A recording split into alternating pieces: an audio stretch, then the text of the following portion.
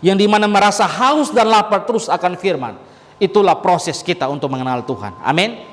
Jadi sebab saya mau katakan, jangan kita berpuas diri terus dengan iman kita yang hari ini, tapi masih terus kita rasa haus terus dan lapar terus akan firman. Itu bukti orang mau terus berjuang untuk mengenal Tuhan. Ya, hari-hari ini banyak berita-berita yang kadang-kadang melihat public figure. Saya nggak usah ngomong agama lain, tapi terjadi juga di kalangan Kristen, pendeta pukul istri. Itu heboh-heboh juga. Pendeta lakukan asusila dengan anak yutnya sampai udah belasan tahun baru ketahuan saat dia memberkati nikah. Terlalu banyak hamba Tuhan mengalami skandal sekarang. Banyak. Kadang-kadang saya lihat itu hanya membuat saya dapat informasi itu, saya tonton, tapi itu menjadi apa ya? Cerminan buat saya. Ya, orang Kristen semua mungkin menjudge dia, menghakimi dia, menghujat dia. Tetapi bagi saya lebih baik saya diam, saya nggak usah komen, tapi membuat saya bercermin bahwa pelayanan itu bisa menjadi tameng buat kita menutupi segala belenggu dosa kita. Gitu. Itu bisa menjadi tameng. Pelayanan bisa menjadi tameng buat menutupi segala kesalahan kita di hadapan dunia, tapi kita nggak bisa menutupi di hadapan Tuhan. Oleh sebab itu mari kita serius dengan Tuhan, kita sungguh-sungguh dengan Tuhan. Ya, seperti Hosea katakan, ayo, dia nggak minta sungguh-sungguh untuk melakukan hal itu, lakukan hal ini. Hosea bilang apa tadi? Mari, yuk mengenal Tuhan dengan berusaha sungguh-sungguh.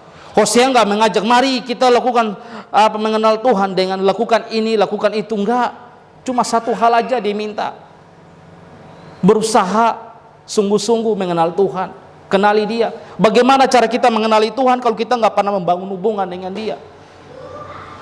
Kita membangun komunikasi dengan dia, sulit buat kita. Oleh sebab itu saya mau katakan mari firman ini menjadi pelajaran buat kita. Kisah Samuel menjadi contoh bahwa walaupun Samuel seorang nabi, ya, tapi Samuel masih terus dibimbing oleh Imam Eli. Walaupun dia ada di lingkungan orang-orang yang lingkungan religius. Jadi jangan, saya ingatkan kembali buat kita semua, ayo, cuma satu harapan saya buat kita semua di tempat ini. Kalau pintu, saya bilang tadi, pintu masuk untuk kita dapat mengalami semua janji Tuhan. Ini lagi tadi, apa saya bilang? Pintu masuknya apa? Mengenal dia. Karena kalau kita nggak bisa mengenal Tuhan, kita sulit untuk menerima janji dia.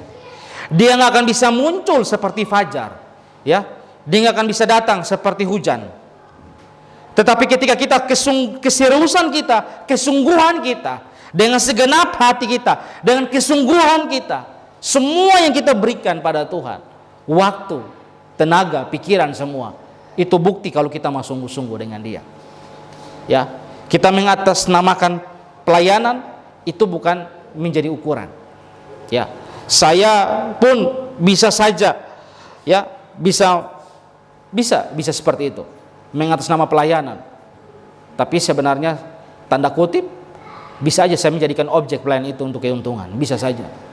Dan Roh Kudus selalu terus berbicara untuk memurnikan hati saya terus.